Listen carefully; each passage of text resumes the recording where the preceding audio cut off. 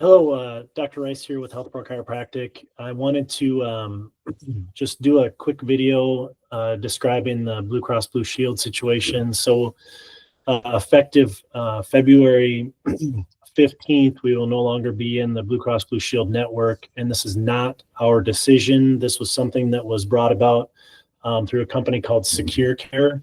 And that is what Blue Cross and Blue Shield brought on. I think roughly about 5 years ago, Secure Care was brought in to manage their chiropractic benefit. And a lot of insurance companies are doing this. Medica, United Healthcare uses a company called Optum. Health Partners uses a company called Fulcrum. In essence, is what it is it is a way for them to cut down on the utilization of chiropractic care.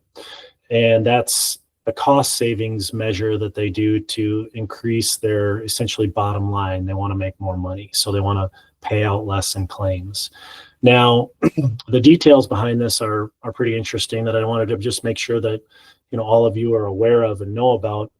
So when they came in about 5 years ago, this company Secure Care sent out a letter stating that they're coming in, they're going to manage with the chiropractic benefit for Blue Cross and Blue Shield.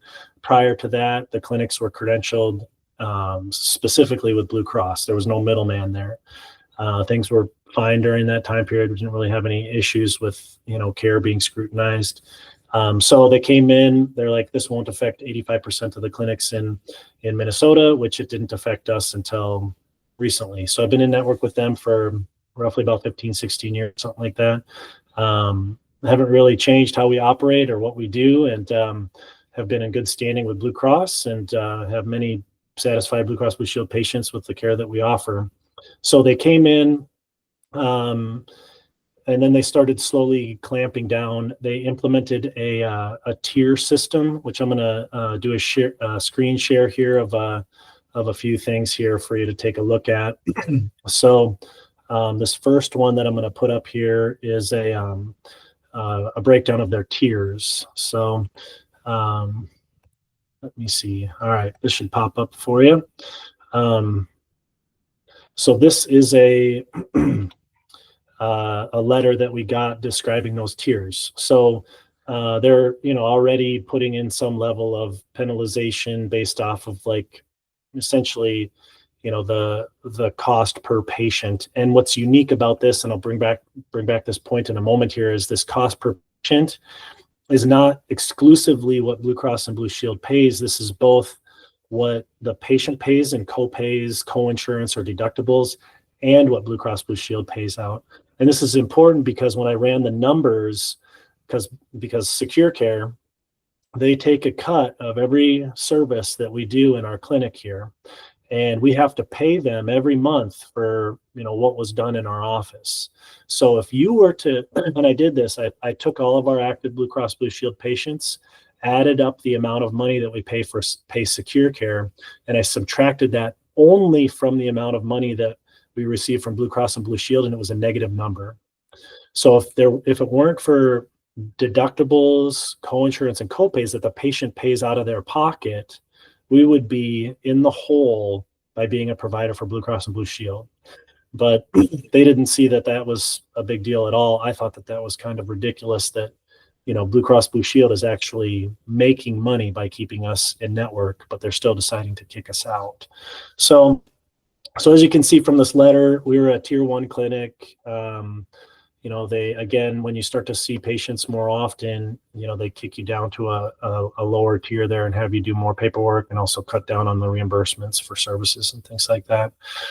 Now, just to break this down for you, what these numbers mean. So you must have an average allowed dollars per patient below $315 to remain in tier 1.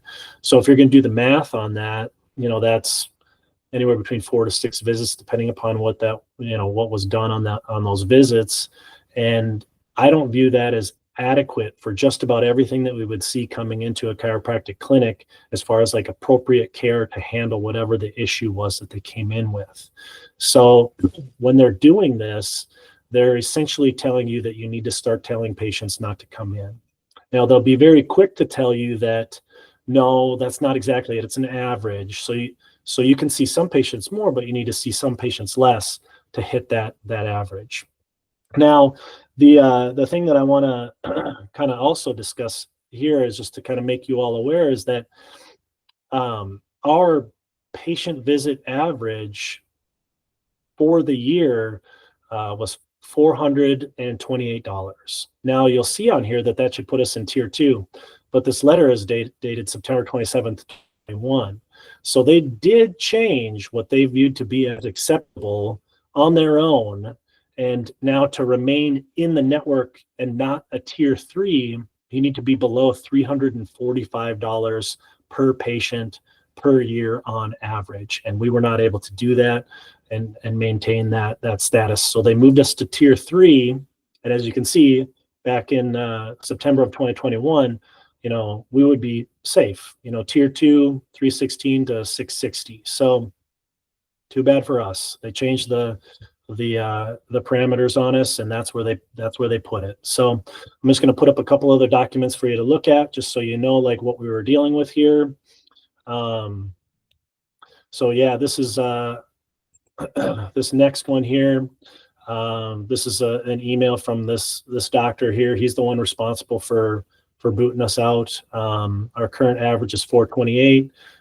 They wanted us below 345 to stay in network, and that's woefully inadequate for what you'd see to get a patient well. And that's the point of what we do here, is get our patients better and living the life that they want to live without dealing with the issues that brought them in there. And so this is what they did, and this is what they felt was appropriate.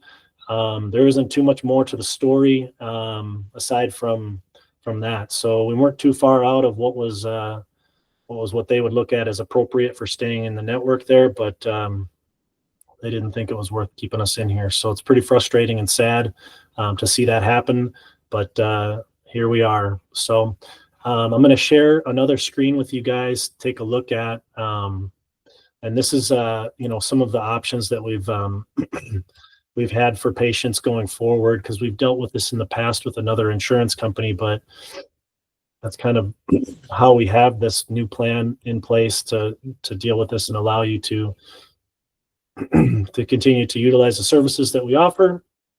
We have different wellness plans that oftentimes ends up being a pretty good thing for people to move into, even if we weren't being kicked across the Blue Shield network. This oftentimes ends up being a less expensive option, especially for those people that have higher deductible plans. So you can ask about that, and we'd be happy to share that with you. I've been trying to reach out to as many patients as possible between the time we were notified of this and when the cutoff date is, which is February 15th. So again, my apologies if we had any say in this. We would not be leaving Blue Cross. It's, again, entirely their decision. This is nothing that we decided to do. We tried to work with them. I tried to reason with them, and to no avail. So here we are.